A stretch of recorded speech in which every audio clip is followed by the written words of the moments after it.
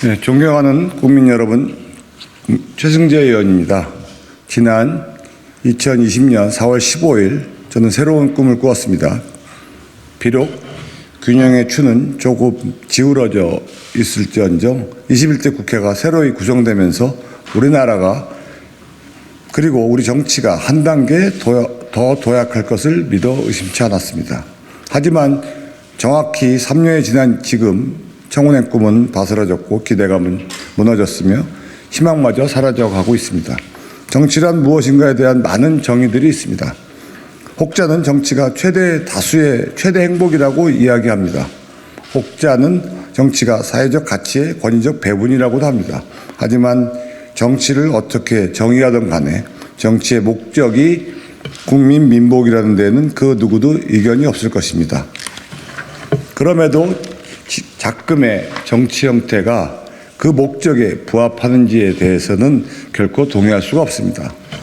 국회와 국회의원들은 국민의 말을 들어야 호민관들이 아니라 정치 논리에 얽매여 붕당 구성원의 일원으로 기능하고 당리, 당략, 당파 싸움에 매몰되어 가고 있습니다.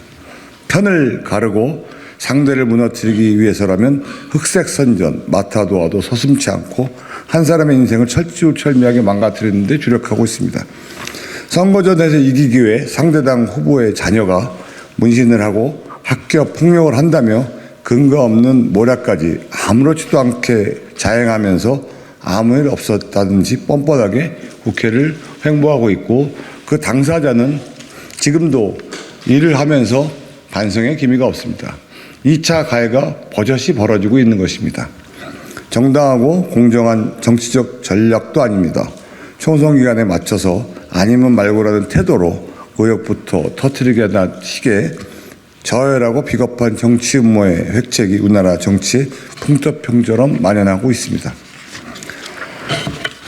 이해창 전 총재의 자녀 병역 선동으로부터 25년, 우리 정치는 이때부터 단 한 발자국도 앞으로 나아가지 못한 것입니다. 국민 여러분, 우리나라는 유례없는 위기에 직면해 있습니다. 과거에도 수많은 위기가 있었지만 이번에 파고는 특히나 높고 깊은 상황입니다. 대한민국이라는 이름의 배가 열심히 파도를 헤치고 항해를 하려고 하지만 지난 5년간 부채는 1,000조 원에 이르고 국민들은 성별, 나이, 지역, 이념, 직업으로부터 갈라치기 하고 있으며 지난 22년 기준 전 세계 63개국 중 국가 경쟁력이 전년 대비 4단계나 하락하는 등 순풍은커녕 폭풍이 몰아치고 있는 상황입니다. 이러한 위기의 시국에 온 국가가 하나 되어 대응하기는커녕 정치공학적으로 발목을 잡고 반대를 위한 반대를 외치며 모략과 비방의 언어만 입에 담고 있으니 이제는 국민들을 뵙기조차 부끄러울 지경입니다. 그래서 오늘 다시 한번 대국민 호소를 하고자 뜻을 같이 하는 분들과 함께 이 자리에 섰습니다. 이제는 비상식과 비정상이 일반화된 현실을 다시 되돌려야 합니다. 공정과 상식이 살아 숨쉬는 대한민국을 위해서 우리 모두가 한 발짝이라도 나아가야 합니다. 오늘 이 자리에는 이념이 이데올로기가 없습니다. 단지 국민과 우리나라를 걱정하는 사람들만 있을 뿐입니다. 오늘 양선목 전 민주당 국제관계위원장님, 이상엽 전 공정거래위원회 서기관님, 나정석 아시아자유인권연대 이사장님, 정준규 전 국민의당 장애인위원장님께서 함께 국회에게, 정부에게, 그리고 국민 여러분과 사회 언론들에게 호소하기 위해서 함께 하셨습니다. 국회가 그리고 우리 사회의 언론들이 절실한 국민들의 한 명 한 명의 말씀을 부디 귀담아 들어주시길 바랍니다. 방금 전에 최승재 의원님께서 모두 발언에서 저희가 말씀드릴 호소문의 내용을 잘 말씀해 주셨고요. 저희는 각자 다른 분야에서 일을 해오면서 성향도 좀 달랐습니다만은 오늘 말씀드리려고 하는 것은 시국 선언이나 성명이나 이런 것을 발표하는 것이 아니라 우리 정부와 국민 또 특히 이제 사회 지도층과 원로분들께 간곡히 호소 말씀을 올리려고 이 자리에 모였습니다. 올해가 2023년 21세기 초반에 약 4분의 1이 벌써 경과했습니다. 그러나 우리는 여전히 20세기 중반에 박힌 분단의 쐐기였던 2년 분쟁을 뽑아내지 못하고 해방 후에 지금까지 여러 비참한 그 동족 상당 역사나 교차 학살 그리고 전후 대한민국 안에서도 산업화와 민주화 과정에서 서로 빨갱이 또는 친일파로 비난해 왔으며 지역 간의 갈등도 크게 나아지질 않았습니다. 최근 20년간은 정치가 갈라치기 양극화만을 반복하고 있습니다. 그러한 국민 갈라치기를 당리당략과 개인적 영달을 위해 정치인들이 선동한 것이 사실이며 국가를 위태롭게 하고 있는 지금 국가적 불행을 막기 위해서는 우리 국민들이 주권자로서의 권리를 행사해야 할 것입니다. 한반도 주변의 지정학적 위기는 어느 때보다 심각하게 고조되고 있어서 이럴 때야말로 초당적인 대처가 절실합니다. 국민 내 화합도 물론 당연한 일이고요. 한반도를 둘러싼 국제안보 상황은 매일같이 위기입니다. 미국과 중국의 G2 경제 패권 다툼과 군사적 갈등은 인도 태평양 전역에서 집중적으로 점증하고 있고 중국은 최근 심지어 사우디와 이란 등 중동 적대국까지 끌어들이는 중입니다. 우리는 지정학적 영향을 그 어느 때보다 크게 받고 있는데 북한은 연초부터 핵무력 시위에 골몰하고 있습니다. 우리가 절대 잊어서는 안 되는 것은 한반도는 여전히 휴전 중이라는 겁니다. 냉전을 지나 신냉전의 최전방에 살고 있는 현실이기도 하고요. 지금 한반도는 매우 위험한 상황입니다.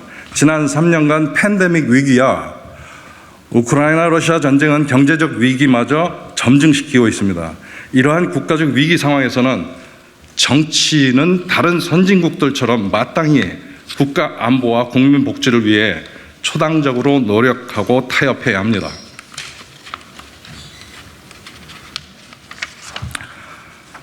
첫째, 저희들은 주요 종교 지도자와 사회 원로들의 역할을 호소합니다.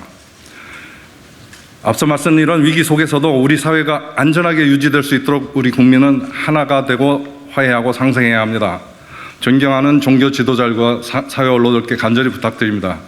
부디 모두 하나 되어 상생과 화합의 거국적인 광장을 만들어 주시기를 간절히 바랍니다.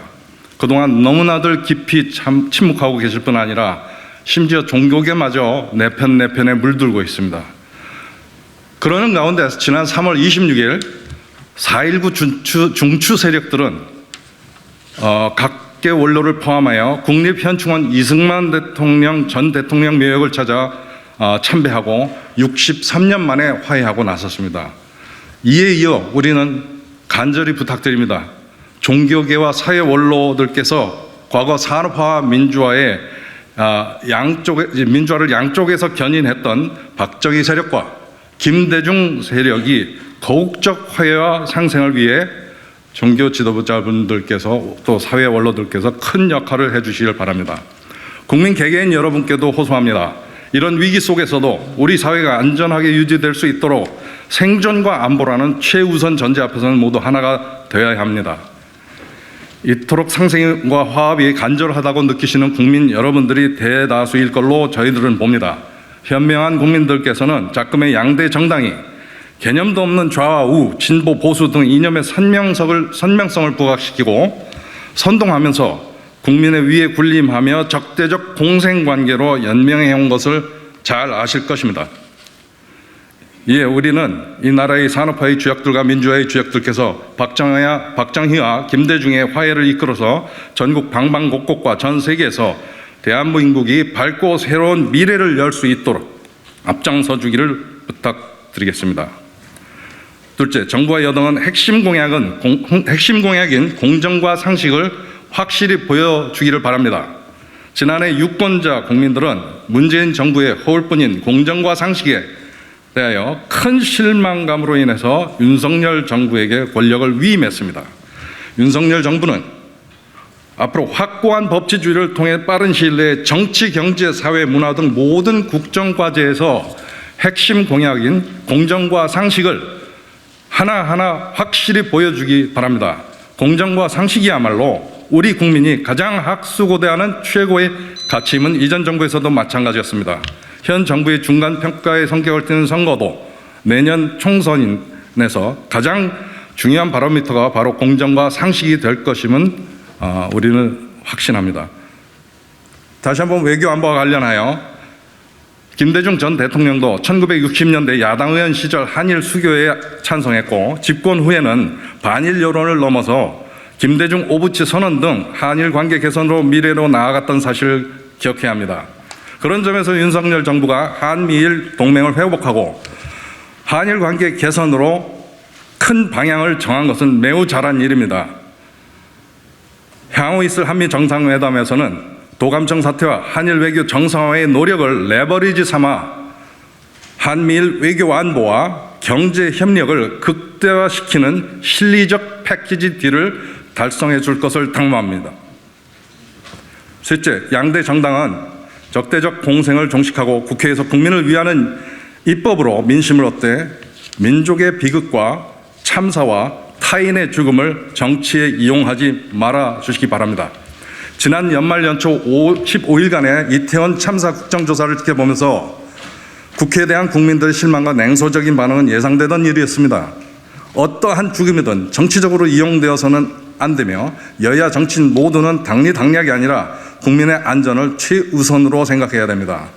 효과적인 안전대책을 구체적으로 마련하고 미국의 연방재난안전관리청 같은 FEMA 같은 선진국의 과학적인 안전 시스템을 벤치마킹해서 국민을 보다 안전하게 하고 국민들의 안전에 대한 의식을 유초, 중, 고등학교 교육과정에서부터 생활 습관화하도록 제도화해야 할 것입니다. 또한 민주주의를 위해 치른 우리 선열들의 희생과 아픔을 기리는 4.19와 5.18 등 춘계 추모 일정을 앞두고 야당의 장애투쟁 움직임에 대해 우려를 표명하고자 합니다. 야당은 국회 다수 의석을 차지하고 있으며 국회 내에서 얼마든지 국민의 이익을 위해 여당과 경쟁할 수 있습니다. 그래야 합니다. 이러한 역할을 충실히 수행하지 않고 국가적 위기에 장외 집회와 시위를 선동한다면 민심은 신속히 돌아설 것입니다. 반일 감정을 선동하는 장외 집회는 물론 국민들로 하여금 그 모든 목적이 야당 대표 방탄 집회에 있다고 생각하게 할 것입니다. 우리의 민주화를 이룩하기 위해 많은 희생을 한 과거를 되새겨보면서 생명을 소중히 여기는 뜻에서 타인의 죽음과 희생을 이용하는 음험한 정치 선동 세력을 거부해야 한다는 것을 다시 강조하고자 합니다. 타인의 죽음을 정치적 이익을 위해 이용하는 것은 절대 용납할 수 없습니다.